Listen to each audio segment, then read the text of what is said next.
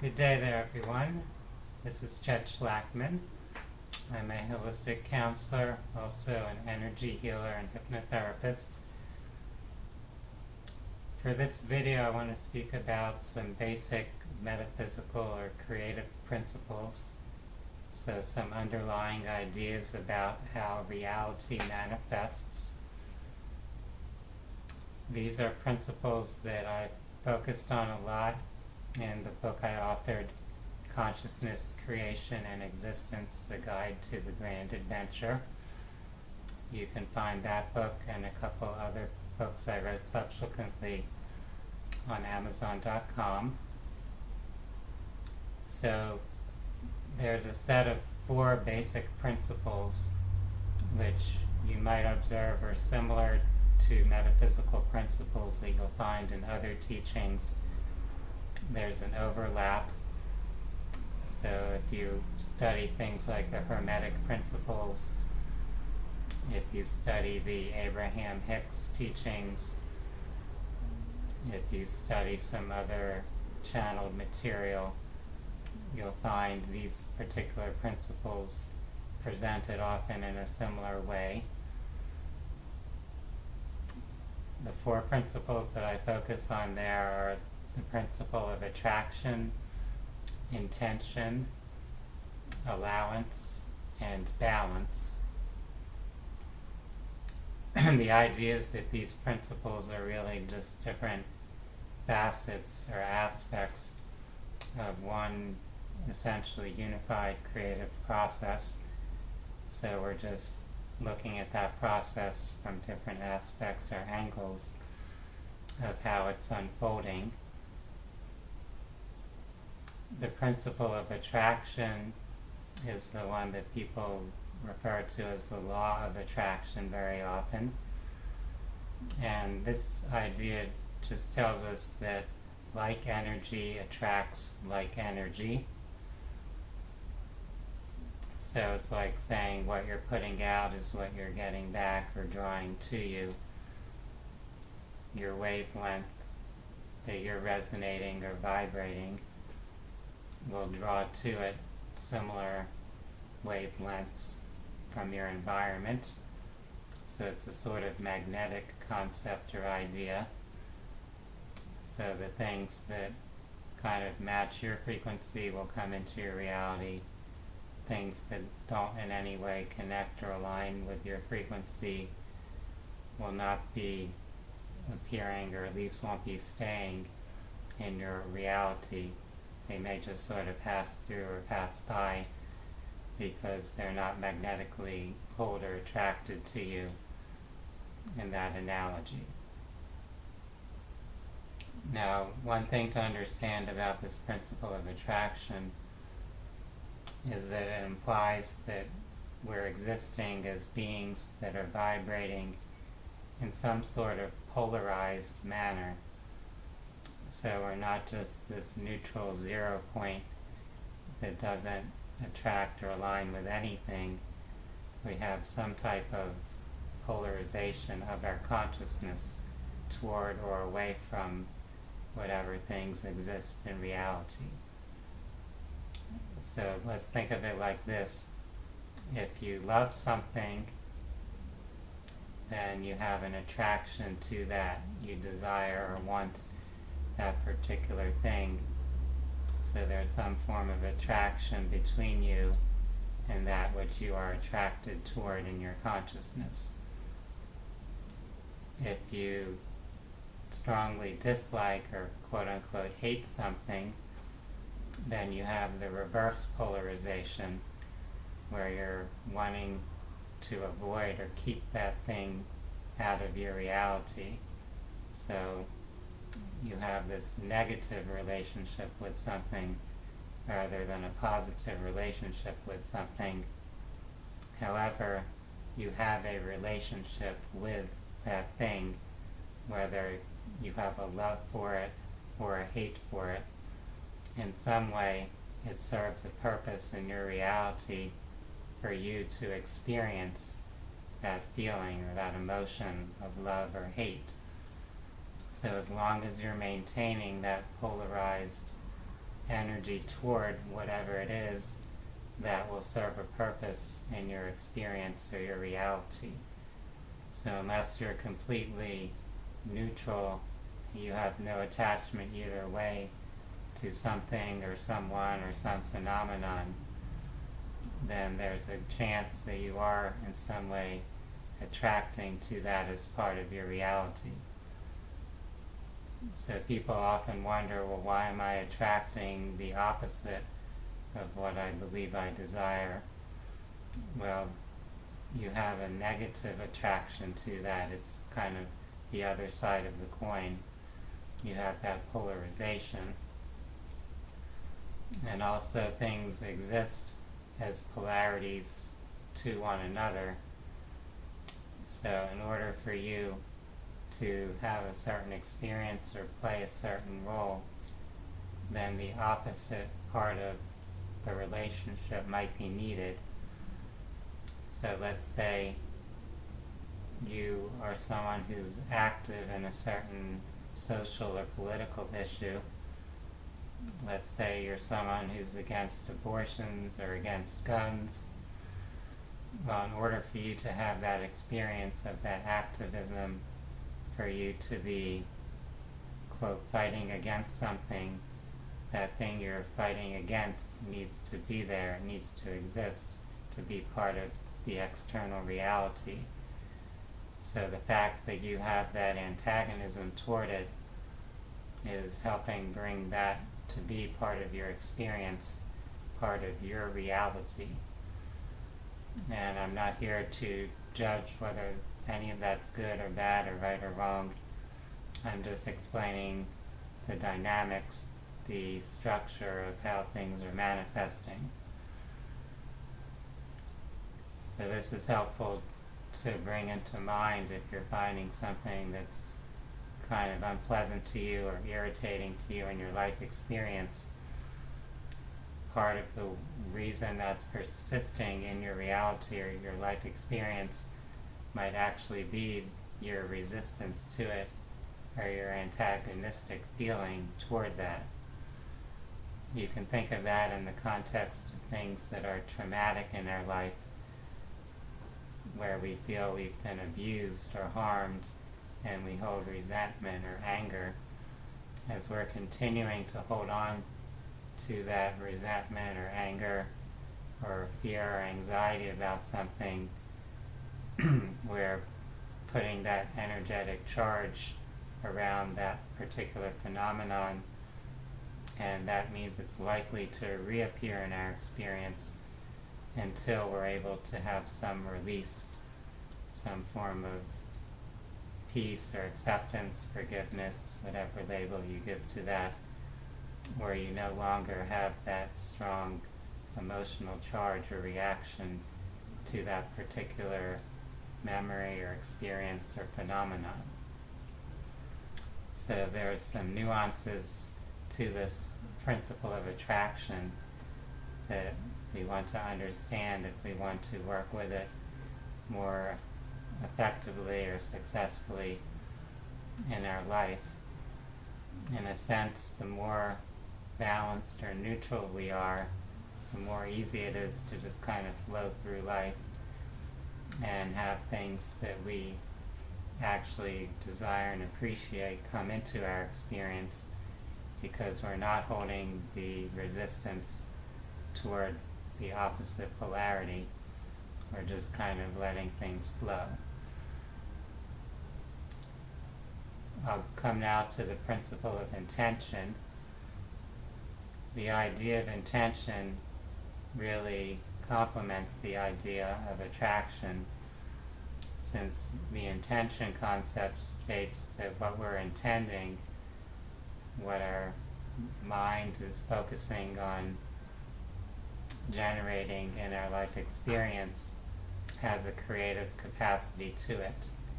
So it's saying essentially that our thoughts and emotions are bringing things into our life experience. They're influencing this reality that's manifesting. And this is happening both from our conscious and unconscious or subconscious levels of our mind. And it's also collective intention, so it's not just what you as an individual personality are intending, but it's also the intentions of every other being sharing this reality construct, their intentions all helping co-create this reality that we're perceiving. So it's not only your individual intentions that are co-creating the reality, it's the collective intentions, and your intention is sort of a ripple that's going out into that lake or ocean of intention, if you want to think of it that way. So you're having an influence on the greater reality, you're having a significant influence on your individual personal reality, but it's not only you. You're just one spark or aspect of the whole field of creation. So our intentions do have an influence or effect. They are in some way shaping reality. And this brings us next to the concept of allowance.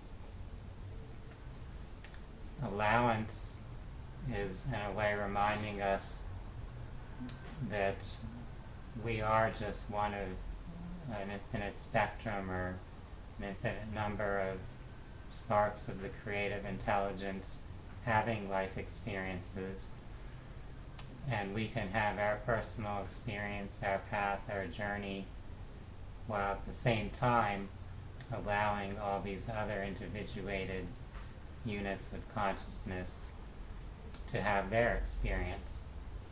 So it's kind of giving everyone the free will to have their journey and experience in life, not feeling that we need to control everyone or impose our will or our beliefs and desires on everyone around us. So allowance is often a challenge because we may look upon what happens in the world around us, we may observe other people, and from our individual perspective or point of view, we may be judging how other people are living their lives or what we see happening in the world on the news, etc. We might think, oh, that war shouldn't be happening, they should have had some agreement and made peace. We might look at a person who's doing some antisocial things and judging their behavior. We might observe someone who's a substance addict and seeing that there's another path they could have in their life where they're not engaged in that behavior. We might be looking at, let's say, the issue of health and seeing that people are overly dependent on pharmaceutical medications and being knowledgeable and aware of other alternatives for creating health and not being stuck in those states of illness or dependency on certain forms of invasive treatment, and believing based upon that those other forms of medicine shouldn't be there, that people, quote unquote, should be doing something different in their path or their experience, in a sense wanting to protect or rescue other people from suffering, from making what we think are unwise or unhealthy choices. So there's often that impulse to want to intervene, to guide someone else to do what we think is better, yet they might not be at a state in their path where they're ready for our understanding or our way of being. It might be part of their path to go through what they're going through, to make the choices they're making, to experiences, the consequences or feedback that they'll end up getting as a result of those choices. through that process, they may be learning and evolving. At some other point in their journey, they may have a realization similar to our own. But if we try to force that upon them before they're ready, or when it's not really meant for them on their particular path at the moment, then we may be creating kind of an undesired consequence or feedback for ourselves by our not allowing, by our attempting to force or control, to exert our will beyond a point of balance. So we can assert for ourselves, for what we wish to create, what's valuable for us in our own life, what's meaningful and fulfilling for ourselves, what aligns with our own values or beliefs, without imposing that on others. So you can assert for yourself without trying to block other people from choosing their path or having their experience. And this is sort of the challenge of learning allowance, where we find that equilibrium, where we don't allow other people to subvert our will or our desires, but we're not doing that to other people, interfering with their will. So that kind of brings us forward to the principle of balance. Balance is kind of inherent in everything we've talked about so far. Creation always has kind of an intrinsic or underlying balance and wholeness to it. If you're experiencing a polarity, the fact that that is a polarity depends on there being some intermediate point of balance in between the extremes or polarities. So the polarities are defined in a way relative to balance. That implicit balance is always there. We're always going in and out of that balance. We're always moving into and out of wholeness as we experience life and existence. So if you understand that, you'll realize that one polarity is always feeding into the other polarity. So if you're led into an extreme in one direction, that extreme, for it to exist, there has to be the opposite extreme. So if you're not happy seeing that opposite extreme, you may want to work on balancing yourself so you're not caught up in your polarity or extreme. That's how we can create more balance in our lives, in our realities, not by, quote, fighting against the opposite extreme, but by bringing ourselves more into balance and harmony within ourselves, where we can flow through life more smoothly, where we're less disturbed by things around us that might not really resonate with us. We can accept their existence, we can allow for them to be, and have more inner peace about that, where we're just continuing on our own path and letting life or creation contain all possibilities. We can experience the realities that we relate to or desire, and we don't have to worry so much about all those other realities or possibilities that other beings may be aligning with or encountering. We don't have to reject all that in order to appreciate our own personal path, our own evolution of consciousness. So I encourage you to be aware of these principles as you reflect on your own life, your own journey. Again, the principles that I've covered here are attraction, intention, allowance, and balance. They all kind of interconnect with one another. They're not really separate principles. They're just different elements, you could say, of the whole creative process. For those that are interested in reading more about those, I do invite you to read my book, Consciousness, Creation, and Existence, The Guide to the Grand Adventure.